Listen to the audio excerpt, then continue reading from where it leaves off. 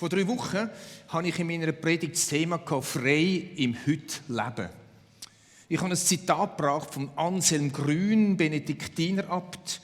Das heißt: «Lebe dein Leben, steig hinab in deine Wirklichkeit». Ich habe das so gestreift und daraus hat es eine neue Predigt gegeben, aus dem Zitat heraus. Ich möchte euch Anteil geben heute Morgen, was ich für einen persönlichen Prozess drin stehe, in dieser Frage. Und ich möchte die Frage stellen, ob es könnte sein, dass das umgesetzte Zitat, wo wir nachher noch drauf kommen, könnte dir helfen für eine Burnout-Prophylaxe, für eine Überwindung von Midlife-Crisis, für Vorbeugung gegen Überforderung und Überlastung. Zuerst aber, bevor wir zum Persönlichen kommen, machen wir den Streifzug durch die Bibel. Wir orientieren uns immer wieder an Jesus und darum heisst mein erster Punkt, Jesus ist abgestiegen. Nicht in seine eigene Wirklichkeit, sondern in unsere Wirklichkeit. In Philipper 2,7 steht, er wurde einer von uns, ein Mensch wie andere Menschen. Christus, der Sohn von Gott, ist abgestiegen in die Wirklichkeit, in die Realität von uns Menschen. Das zeigt zuerst die Art und Weise von seiner Geburt, in der Armut hinein. Es zeigt nachher die Flucht nach Ägypten. Oder die Kopten zu Ägypten zeigen genau, wo Jesus mit seinen Eltern durchgelaufen ist. Aber es steht in der Bibel, dass er zu Ägypten war und die Kopten feiern das auch dort. Das zeigt, er war Flüchtling. Jesus und seine Eltern waren auf der Flucht. Er weiss, was Flucht bedeutet. Dann sehen wir seine Tränen, ganz besonders, wo er briegt. Das heisst, seine Eingeweide werden umgetrüllt, wo er über Jerusalem gebetet hat. Und dann sehen wir in seiner schwierigsten Zeit im Garten Gethsemane, wo er sagt, meine Seele ist zu Tode betrübt. Da war Jesus kein Superheld, verstehst du? Er ist dazu gestanden, zu seinen Schwierigkeiten, zu seinen Kämpfen. Ich meine, später hat es ja so Märtyrer gegeben, die sind Löcke ins Feuer gelaufen, oder? Aber der Jesus ist eben abgestiegen, ganz Mensch gewesen, und er schreit zu Gott und er lässt seine Freunde einen Anteil an seinen Schwierigkeiten, an seinen Nöten, an seinen inneren Kämpfen. Es wird nichts beschönigt von Jesus. Seine Kämpfe sehen wir. Es wird nichts kaschiert. Es wird nichts glorifiziert. Der Abgestiegene Jesus hat Demut und Verwundbarkeit gelebt. Ich glaube, der Geist Gottes möchte uns etwas lehren damit. Wir suchen nach Menschen und wollen selber so sein, mutig, stark, heroisch, überflügend, alles im Griff zu haben. Und dann sehen wir Jesus, wie er zeigt, was es heisst, abgestiegen zu sein, in allen Kämpfen, in aller Traurigkeit, in aller Fluchtsituation drin. Wir machen weiter, abgestiegen in die eigene Wirklichkeit. Wir schauen mal Begrenzungen an. Abgestiegen zu den eigenen Begrenzungen. Paulus ist da ein grosses Bild. Top-Bildung, übernatürliche, gewaltige Christusbegegnungen, oder? Und dann hat er etwas gehabt, was andere nicht hatten. Ich lese im 2. Korintherbrief, Kapitel 7, ab Vers 10. Zuerst da drin, in dem Text, dem Abschnitt, beschreibt er, was er alles erlebt hat mit Gott. Und dann holt er aus, wie er absteigt zu seinen Begrenzungen. Um zu verhindern, dass ich mir etwas darauf einbilde, also das, was er alles erlebt hat, ist mir ein Leiden auferlegt worden, bei dem mein Körper wie von einem Stachel durchbohrt wird. Einem Engel des Satans wurde erlaubt, mich mit Fäusten zu schlagen, damit ich vor Überheblichkeit bewahrt bleibe. 3-mal habe ich deswegen zum Herrn gebetet und ihn angefleht, der Satansengel möge von mir ablassen.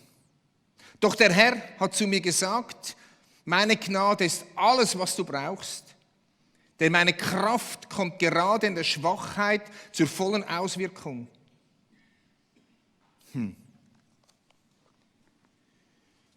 Paulus ist verachtet worden, vor allem von den Korinther, wegen seinem Leiden. Die einen sagen, es sei ein Epi-Anfall gewesen, ich weiß es nicht. Aber er hat ein Leiden gehabt, wo andere ihn verachtet haben, wo andere über ihn gelacht haben, und er kaschiert das Leiden nicht, sondern er steht zu dem Leiden und sagt, yes, das bin ich. Da hat es nämlich andere, so Reiseprediger gehabt, oder? Ein Apollos, heisst, er hat grossartig geredet. Und dann geht der Paulus auf das ein, im Korintherbrief von dem Wettstreit, von den verschiedenen Predigern, von diesen Reisepredigern, von diesen Aposteln. Und er geht darauf ein, wie die Leute sagen, ich gehöre zum Apollos, ich gehöre zum Petrus, ich gehöre zum Paulus. Freunde, es ist heute noch genau gleich. Kirchen jagen ihre Pastoren, Punkt. Und Pastoren jagen sich gegenseitig. Das ist nicht abgestiegen zur eigenen Realität und Wirklichkeit. Verstehst du? Es ist gut, wenn wir verschiedene Predigten hören. Es ist gut. Aber Freunde, wenn wir dann von so Heavies, Gott sei Dank gibt es, dass auf unsere Pastoren liegen, dann sind wir nämlich dort, wo wir gar nicht sein wollen. Wir wollen nämlich authentische Kirche sein. Der Paulus hat nicht mitgemacht. Er hat sich geweigert, in dem mitzumachen. Auch wenn er im Moment im Korinther so ein bisschen sagt, ich könnte ablöffen. Aber ich weiss, ich bin verachtet wegen diesen Pfahl im Fleisch, die ich habe. Der Leiden heisst es in der neuen Genfer Übersetzung.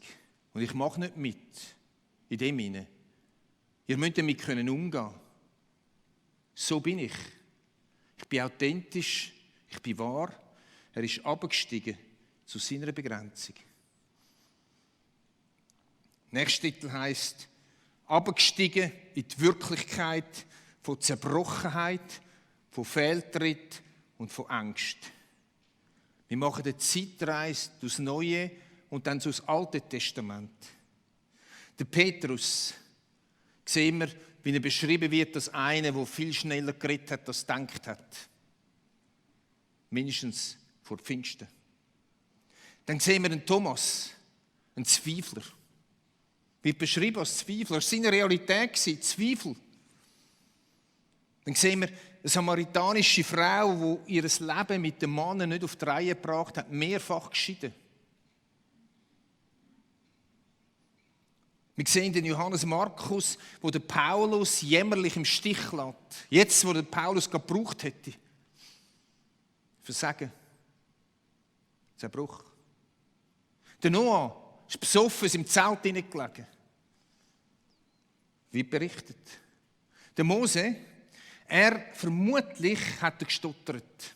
Einige Ausleger meinen, er hat gestottert. Er sagt, ich kann nicht gut reden. Ist auch nicht so les, oder? Das Volk sollst führen. Die Rahab war eine Prostituierte, Vorfahrin von David. Und ich glaube nicht, steht mindestens nicht, dass nach der Begegnung mit der Kundschaft sie einfach einen anderen Job gemacht hat.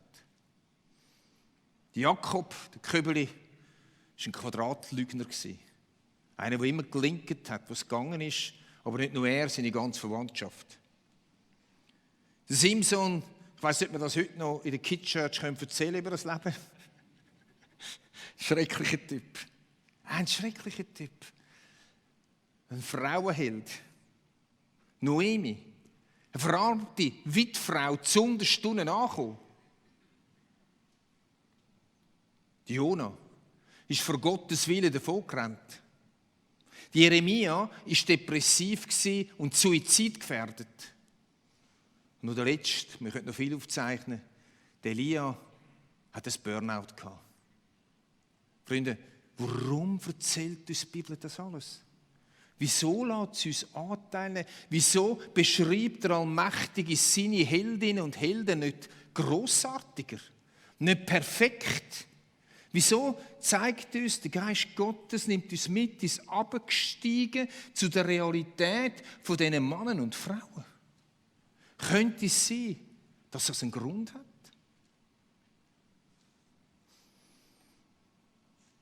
Ich habe gesagt, ich will euch Anteil geben an meinem Prozess, wo ich drin bin. Abgestiegen in meine Wirklichkeit. Was sehe ich, wenn ich meine Wirklichkeit anschaue? Natürlich, ich sehe meine Gaben, es gehört auch zur Wirklichkeit. Ich sehe meine Fähigkeiten, die sind da. Halleluja. Ich sehe aber viel mehr in meiner Wirklichkeit. Ich sehe zum Beispiel ein Stück Minderwert. Ich bin ja sehr viel vollpackt mit Minderwert in der Schule und auch später noch. Ich habe viel Heilig erlebt, was das anbelangt. Und trotzdem überkommt es mich immer wieder so ein Stück von Minderwert. Ja, da hast du doch gar nichts zu sagen. Ich will doch gar niemand hören. Ja, komm, hör doch auf. Das ist meine Wirklichkeit. Immer wieder so das Urschimmern von einem Stück Minderwert. Das Zweite ist meine Zunge. Es heisst im Wort, wo viele Worte sind, geht es ohne Sünde nicht ab. Gott mutet mir zu in der letzten Zeit, zu Abend oft zu sehen, wo ich mit meiner Zunge Sachen gesagt habe, die ich einfach nicht sagen wollte. Dann macht mich das mega traurig. Wenn ich absteige in meine Wirklichkeit und sehe, dass ich alter Klaus, der das schon längst hinter sich hat, immer noch Fehler macht mit seiner Zunge, verstehst du? Dann kommt mein ADHS, oder? Sagen die Leute, ja, du musst eine Stunde beten. Ich kann doch nicht eine Stunde ruhig hocken. Geht doch nicht. Ich kann das auch noch nicht von euch. Ihr ADHSler. Oder ein bisschen Verwandte davon, oder? Ja, manchmal stolper ich über das hier. Das ist meine Realität. Verstehst du? Das ist meine Realität. Ich könnte euch noch mehr aufzeigen, aber etwas möchte ich noch mitnehmen. In meinen Stachel, in mein Leiden. 20 Jahre war es Depression. Und seit ein paar Monaten ist es etwas anderes. Ich habe einen Tick, eine Mode. Die mich kennen und mit zu tun, die merken das. Ich schnupfe so. Manchmal sagen sie, du brauchst ein Nasstuch. Das ist lieb gemeint, doch ich brauche keins. Es ist eine Mode, es ist ein Tick, je nachdem, nach Verfassung, nach wo ich bin, was ich mache, kommt das stärker zu gewaltig. Ich muss meine Frau fragen. Es nervt sie manchmal bis zum Boden runter. Manchmal leitet sie den Kopfhörer an, weil die heiß am stärksten. Ich weiss nicht, wie viele von euch das schon genervt hat. Ich habe mehr als 3-mal gebetet, wie der Paulus sagt. Aber es ist immer noch da. Und ich schäme mich oft dafür. Jetzt müssen wir nachher nicht sagen, musst du nicht schämen und alles zusammen. Nein, nicht kommen. Aber es ist meine Realität. Es ist meine Wirklichkeit. Ich kann es nicht kaschieren und will es nicht kaschieren und darf es nicht kaschieren. Darum mute ich euch zu, das zu hören.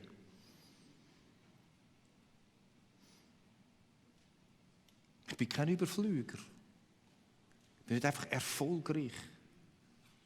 Wenn ich zu meiner Realität absteige, wenn ich in meiner Wirklichkeit lebe, sehe ich meine Begrenzungen. Und jetzt bist du dran. Absteigen zu deiner Wirklichkeit. Wie heissen deine Ängste, deine Schwächen? Wie heissen deine Begrenzungen? Wie heissen deine Überforderungen? Wie heissen deine Fehltritte? Wo hast du Zerbrochenheit in deiner Biografie, in deinem Leben? Hast du auch einen Stachel? Du musst nicht einen haben. Es ist gut, wenn du keinen hast. Aber vielleicht hast du auch einen.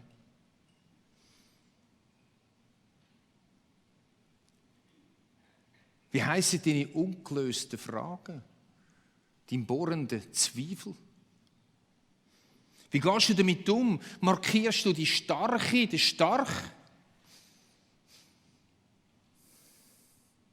Ständig auf der Haut, dass man dir hinter die Fassade sehen, wo deine schwachen Seiten sind, wo deine Wirklichkeit ist. Auf der Flucht, eine andere Person zu leben. Es kostet wahnsinnig viel Energie. Jesus sagt von der religiösen Elite Folgendes: Und alles, was sie tun, tun sie nur, um die Leute zu beeindrucken. Was machst du, liebe Frau, lieber Mann, um Menschen zu beeindrucken? Wo kaschierst du Sachen, die gar nicht zu dir gehören?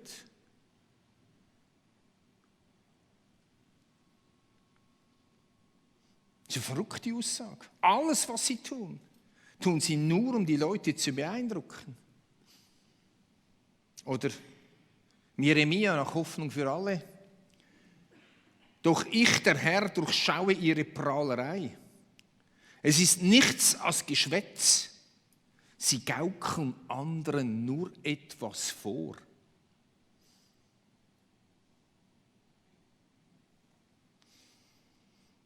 Wie hart ist das, anderen etwas vorzugaukeln? Und jetzt gibt es vielleicht Leute, die sagen, ja, weisst, ich manage das Leben. Halleluja, will ich dir gar nicht absprechen. Ich möchte dir aber sagen, dass Schwachheit, Verwundbarkeit, Begrenzungen alle Schichten der Menschen durchziehen. Wieso bringen sich so viele Manager um? Wieso sind so viele Stars und Sternli und Servila-Promis am Ende? Weil sie etwas leben und vorgehen, wo sie gar nicht sind im Tiefsten. Weil sie noch nie abgestiegen sind in ihre Wirklichkeit. Und wenn sie absteigen in ihre Wirklichkeit, ist Ende Feuer. Was ist jetzt das Zeichen, dass du noch nicht abgestiegen bist? Ich hoffe, es sind euch ein bisschen Wunder. Es ist dein Ärger und dein Unverständnis über das Versagen deiner Mitmenschen. Geht's noch? Wie hat der noch können? Du? Nein, hast du gesehen? Du? Nein, die, du? Nein, nein, nein. So richtig schweizerisch, oder? So richtig so. Die Deutschen können es noch besser.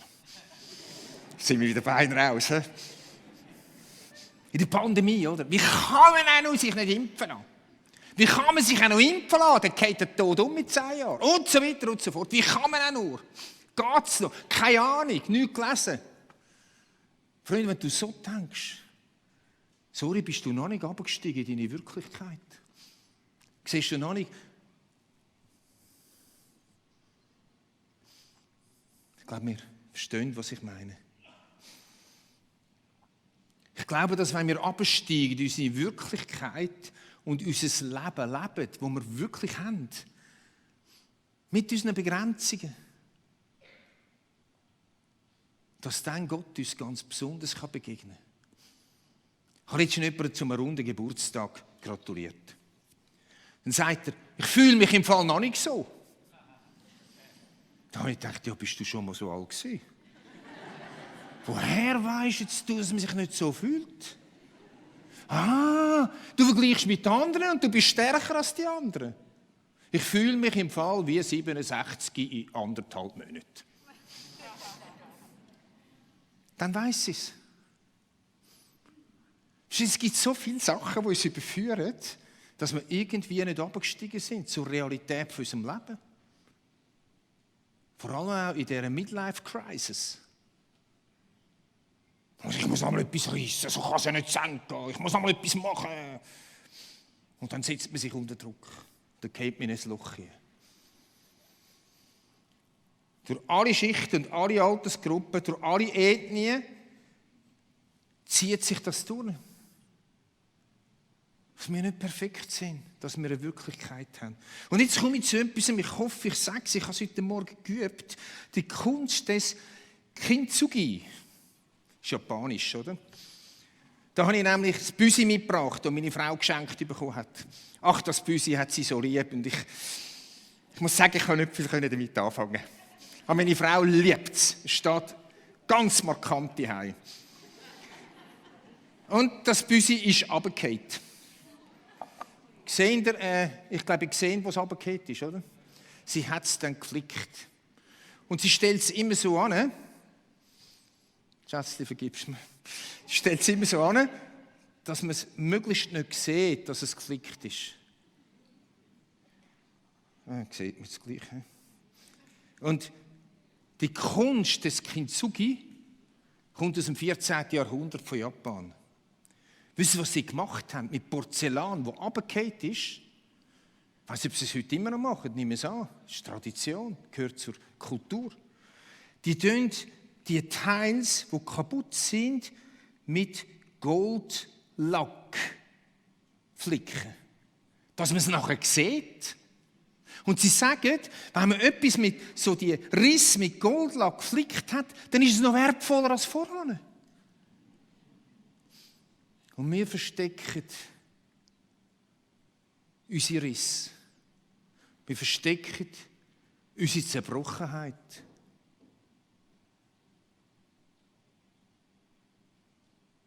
Die Kunst des Kintsugi.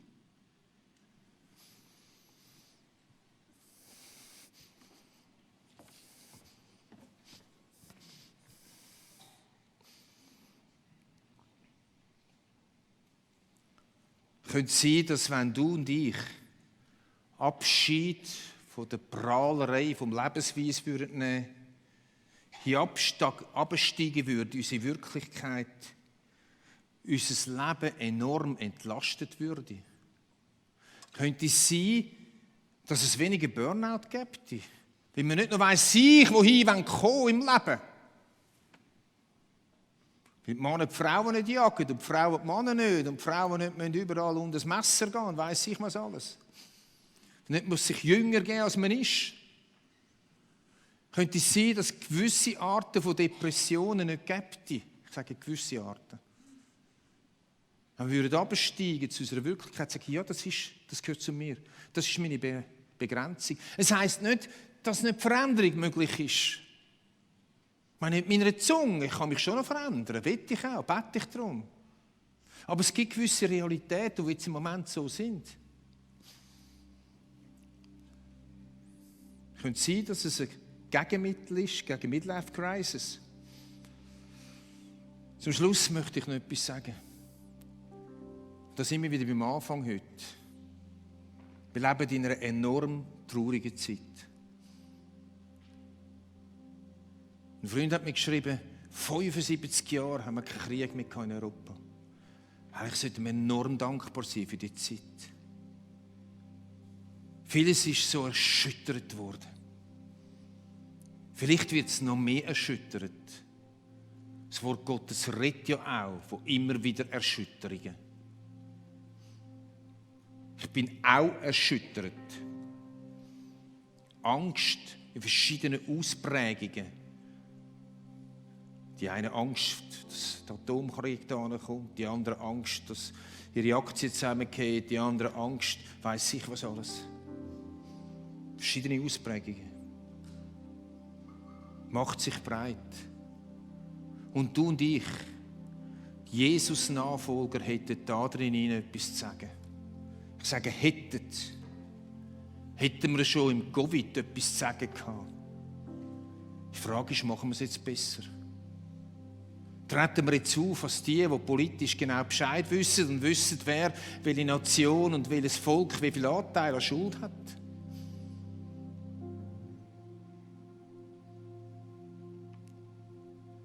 Haben wir etwas zu sagen aus der Position von der Stärke und der Überheblichkeit? Weil wir ja Jesus haben. Wenn wir gläubig sind, das können wir uns alles sparen. Und wir haben etwas zu sagen. Aber nur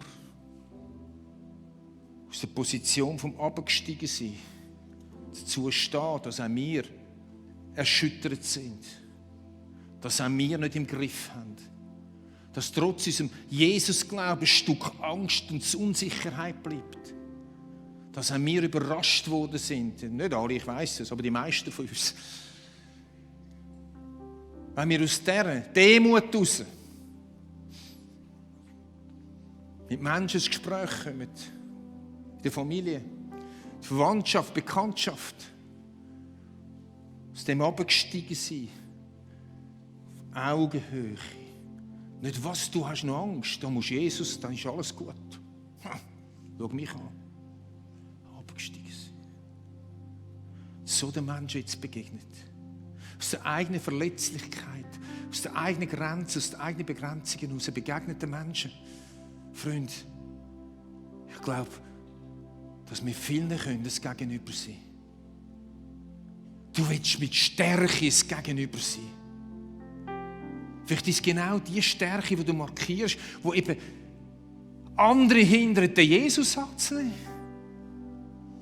Wie sie entweder dich als Übermensch anschauen oder wissen, das stimmt ja auch nicht ganz. Aus dieser Position vom Abgestiegensein, aus dieser Position von der Demut, Freunde. Im Wissen, was wir können, das ist okay, das ist gut, weiss ich auch.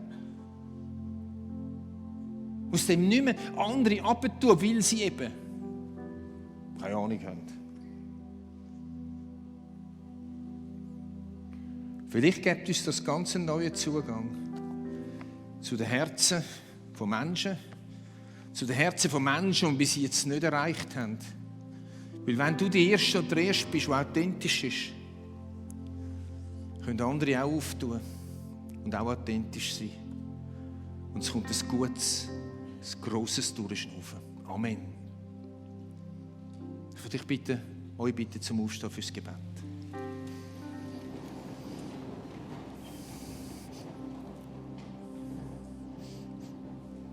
Jesus, Jesus, du bist abgestiegen in unsere Welt. Und nebst all diesen Wundern, die du gemacht hast, sehen wir auch deine Seelennot.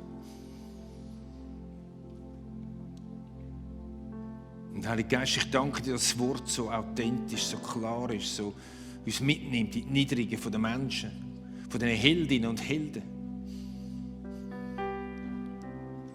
Ich gebe dir zurück, Jesus, was ich geredet habe. Ich lege es nochmal in deine Hände und bitte, dass du Brot teilst und Fisch teilst. Dass das, was ich gesagt habe, versucht habe zu sagen, kann zur Nahrung kommen. Von vielen Menschen, von vielen Seelen.